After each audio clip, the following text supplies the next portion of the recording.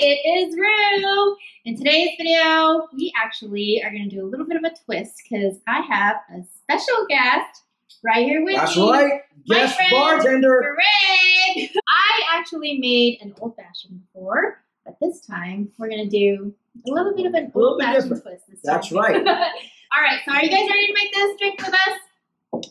Let's go.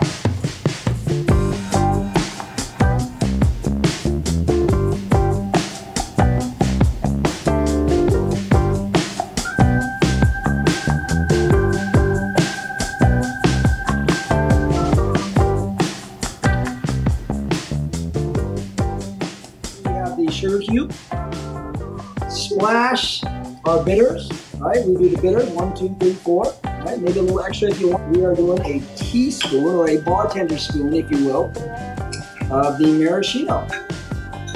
We just soak that cube. Now, get our muddler,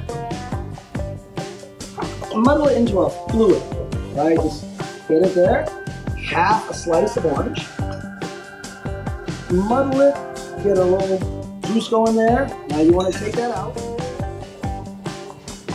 Get it out. We're going to do 2 shots of Bullet, my favorite.